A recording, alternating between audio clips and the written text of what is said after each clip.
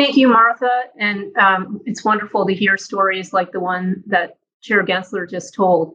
I'm pleased to be here today on the first day of our 40th annual Small Business Forum. These events are a really great opportunity to bring people together to discuss the nuts and bolts of capital formation, a topic of heightened importance this year as the economy begins the long transition back from virtual to in-person. With that transition, we hope that small businesses that have held on through the pandemic will regain momentum. We also look forward to seeing new businesses, the brainchildren of entrepreneurs stuck at home during the pandemic, get off to a strong start.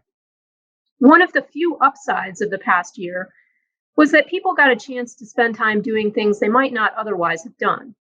I have been a bread baker for as long as I can remember, so I enjoyed watching others embrace my hobby during the pandemic, and I particularly admired those who took on the challenge of making sourdough bread. My experience with sourdough starter was short-lived. In law school, I shared an apartment with a very small refrigerator and 2 roommates. Rather than studying the law, I focused on learning to make sourdough bread. I made my own starter, which I then stored in a yogurt container in the fridge. One morning, a distressed call from one of my roommates alerted me to the unfortunate fact that the starter, overly alive, had popped the lid on the yogurt container and spread itself all over everything in the fridge. Bad for roommate relations, but probably good in the long run. I ditched the sourdough experiment and turned my attention back to legal studies. A week ago, however, a friend gave me a new batch of sourdough starter, so the experiment is about to begin afresh. Not surprisingly in my mind, and likely I'm not the only one to think of this, sourdough starter has parallels with capital formation. You have to find the first dollars, your starter money. Maybe you create it yourself from your own savings or personal borrowing. And often this early money comes from people you know. That initial capital breeds more capital, but to keep the business alive, you have to feed it with fresh capital, much like an aspiring baker has to feed sourdough starter with flour on a regular basis. Just as my friend gave me some of her starter along with some advice about how to use it, a founder over time may be able to take some of the money she pulls out of the business and pass it along to other people, along with advice about how to start a business. That chain then continues. A successful business appropriately fed with capital can be the seed from which many other businesses in the founders community grow and prosper. Both new and existing businesses need capital, and the discussions over the next several days will help us to think about what we at the Commission can do to facilitate capital formation. I anticipate that some of these recommendations, having been discussed at the forum in prior years or elsewhere, will not be new. I hope to hear the thoughts of forum participants on the following and any other ideas that people have. So I'd like to hear about accredited investors. We laid the groundwork last year for allowing people to qualify as accredited investors based on sophistication, proved not by wealth or income, but by education, examination, or experience.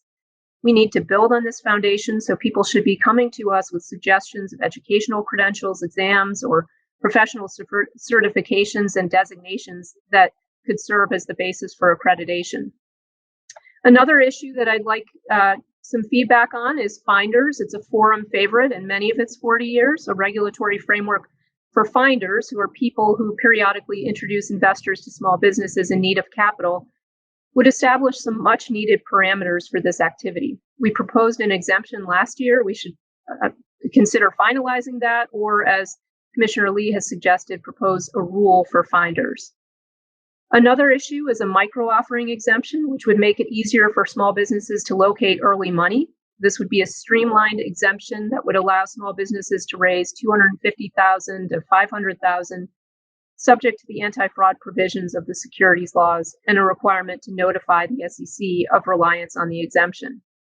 Crowdfunding is another area that I'd like to get feedback on. It seems to have been relied on more during the pandemic, in part perhaps because of temporary relief that we provided from certain crowdfunding requirements. And recent permanent amendments to the crowdfunding rules are also now in effect, which should further spur the use of this capital raising tool. We should consider whether any of the temporary relief should be made permanent and whether other changes would make crowdfunding more viable as a source of capital for small businesses. Another area I'd like us to look at is modifying the qualifying venture capital fund exemption under Section 3C1. We should consider increasing the cap from 10 million to 150 million and increasing the allowable number of investors from 250 to 600 as recommended to us last week by our Small Business Capital Formation Advisory Committee. Another area we can consider is expanding the scope of qualifying investments for venture capital funds. Again, the Small Business Capital Formation Advisory Committee made a recommendation along these lines last week, but revisiting what constitutes a qualifying investment could make it easier for venture capital funds to support small businesses. Thank you to everyone who will participate in the forum, including the panelists in the panel coming up right after this, Finding Your First Dollars.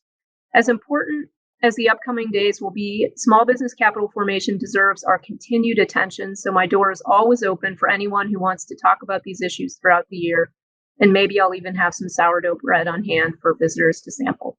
Thank you.